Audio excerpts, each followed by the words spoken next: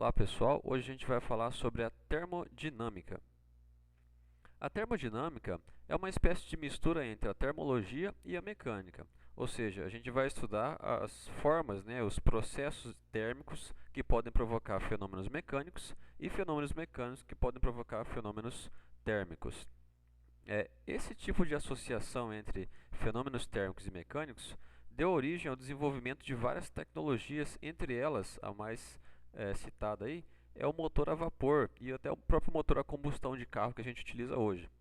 Mas há muito tempo atrás, então, com esse tipo de estudo, foi onde começou a aparecer os primeiros motores a vapor e com isso uma grande revolução industrial se iniciou, porque através desse tipo de motor era possível então você colocar sistemas para funcionar através de um processo térmico, que podia substituir o trabalho pesado de alguns tipos de atividades.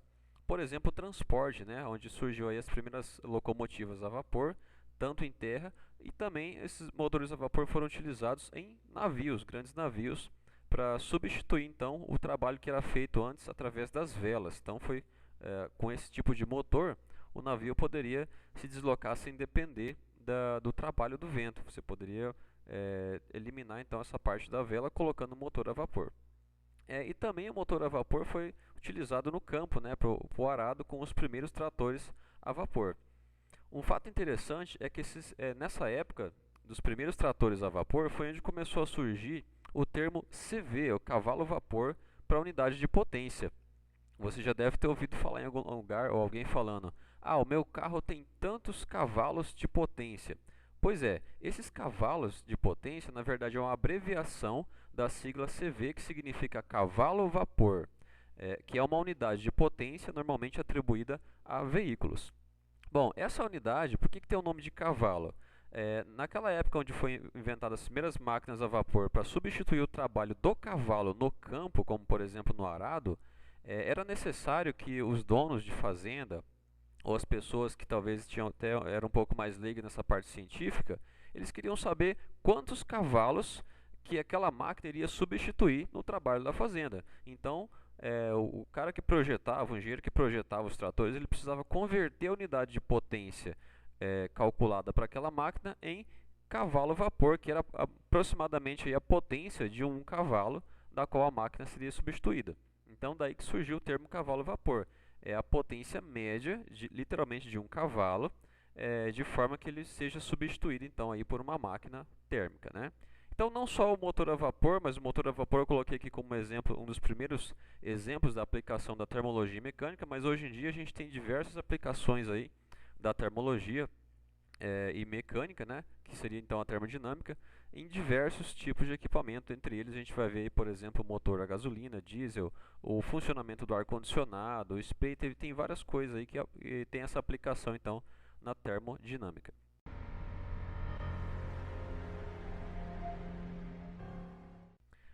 Então vamos começar aqui com o trabalho de um gás, Vamos imaginar aqui um recipiente cilíndrico com um êmbolo laranjado, Esse êmbolo é móvel e dentro dele possui um gás. Então quando a gente fornece calor para esse gás, podem acontecer duas coisas, Primeiro, essa energia ela pode ser absorvida pelo gás, criando o que a gente chama de energia interna. Então esse gás ele pode absorver esse calor e armazenar essa energia de forma interna. Mas parte dessa energia, desse calor, também pode virar um trabalho mecânico, Porque o calor, como nós vimos nas aulas de dilatação, ele aumenta o tamanho dos materiais. E com o gás ocorre então uma expansão muito grande quando você aquece eles. Então aqui ocorreria um trabalho, ou seja, um movimento desse êmbolo através da expansão desse gás pela absorção então desse calor. Então esse movimento iria acontecer por conta da variação do volume do gás, que iria aumentar de volume, movimentando esse êmbolo. É claro que a sigla que eu coloquei aqui de trabalho, normalmente a gente usa a letra T, mas aqui eu vou usar a letra W, algumas literaturas da física utilizam a letra W como a letra inicial da palavra work, do inglês. Por que eu vou usar o W aqui? Porque aqui a gente vai misturar o trabalho, e em algumas situações vai aparecer também a palavra temperatura. Então, para não misturar a letra de trabalho com temperatura, a gente vai colocar trabalho como letra W e temperatura como a letra T mais para frente. Então, o trabalho ele é a diferença entre o calor que foi fornecido para o sistema e a energia que o sistema absorveu. Então, o que sobra dessa energia é o valor do trabalho que vai ser realizado pelo sistema.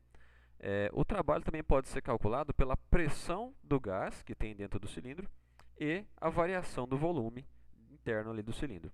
Bom, então, o W representa o trabalho, o Q é a quantidade de calor, o ΔU é a variação da energia interna do gás, o P é a pressão e ΔV é a variação do volume.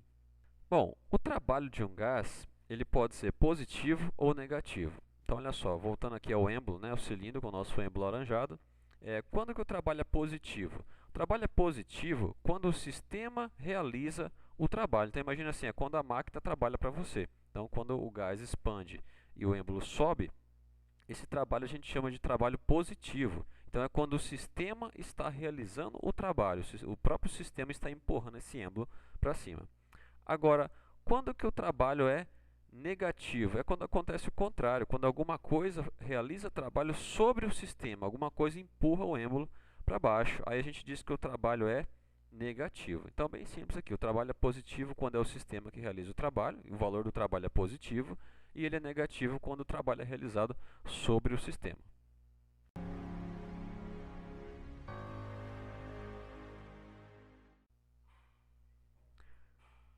Agora, vamos às transformações gasosas. É o tipo de transformação que acontece ali interna no êmbolo, né, em relação ao gás e ao trabalho que está sendo realizado. A gente vai ver aqui 4 tipos de transformações gasosas. Entre elas, a isotérmica, a isobárica, isovolumétrica. Vamos ver com detalhes cada uma delas. Vamos começar aqui com a isotérmica.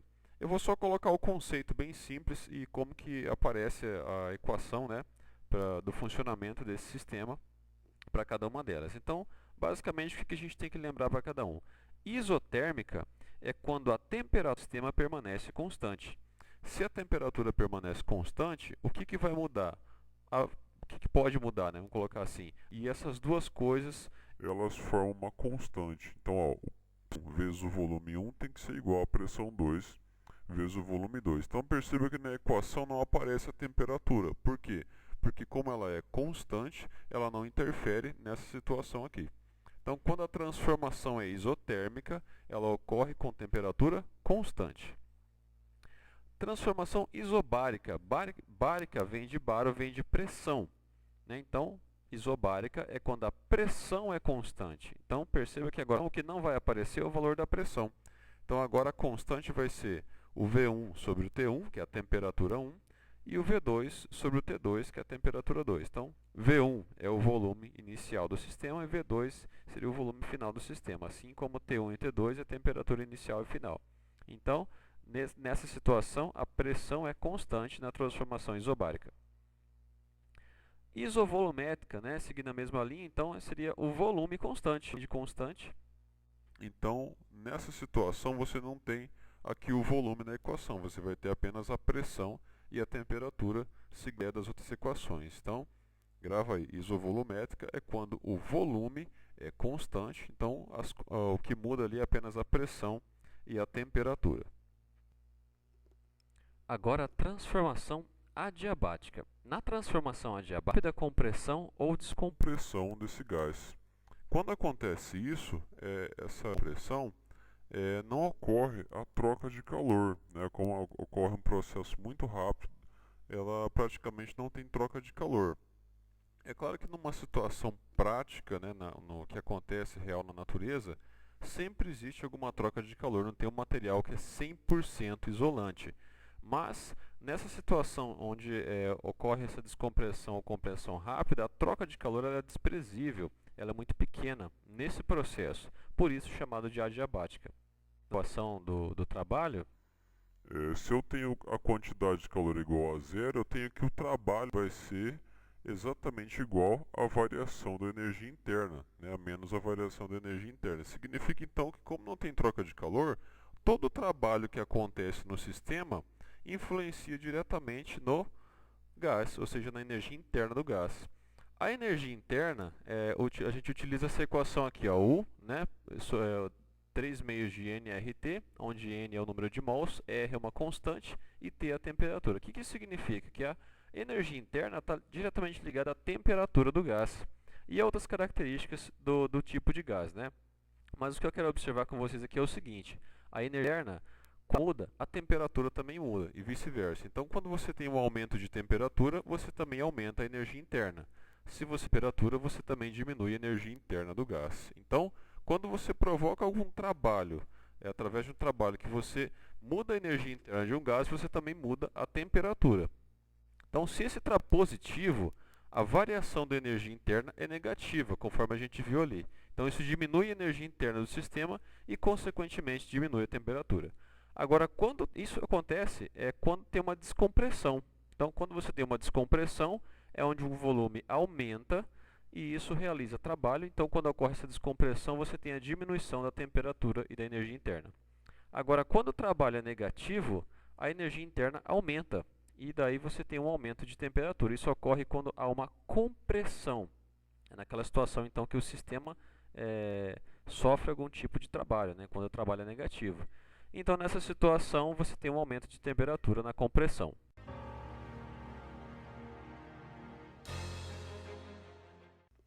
Uma das aplicações da transformação de compressão e descompressão adiabática é nos motores de automóveis. Por exemplo, motor a gasolina e motor a diesel, né? O que diferencia eles é justamente a importância da compressão e descompressão adiabática em cada um. Então, olha só, no motor a gasolina, como a gente já deve ter visto em algumas situações, ele precisa então da explosão do combustível para que os pistões lá, que são os êmbolos, né, possam se movimentar para baixo para fazer a árvore de manivela girar, né? Como se fosse o pedal da bicicleta e a sua perna que vai para cima e para baixo funcionaria como se fosse o pistão. Então o que empurra para baixo é a explosão do combustível. Mas para acontecer a explosão desse combustível, o cilindro ele comprime a mistura de ar e combustível rapidamente. Então seria a compressão adiabática, isso aumenta a temperatura dessa mistura. Só que no caso do motor a gasolina, essa compressão não aumenta a temperatura o suficiente para que ocorra a explosão. Então é necessário que um dispositivo chamado vela provoque uma faísca para que ocorra essa explosão, né? E essa explosão então empurra o cilindro para baixo para fazer o motor funcionar. No caso do motor a diesel, né?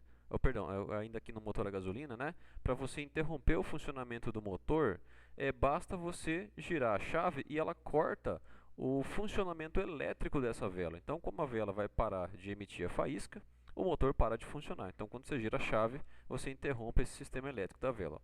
Já no caso do motor a diesel, o que acontece é que essa rápida compressão adiabática aumenta a temperatura da mistura ar-combustível o suficiente para que a explosão ocorra sem a necessidade da vela. Então, o motor funciona mesmo sem ter necessidade de um sistema elétrico para produzir essa faísca. Então, no caso do motor a diesel, a compressão adiabática aumenta essa temperatura o suficiente para o motor funcionar. E nesse tipo de motor, para você parar ele, quando você desliga a chave, o que ela faz não é interromper um sistema elétrico, que não tem.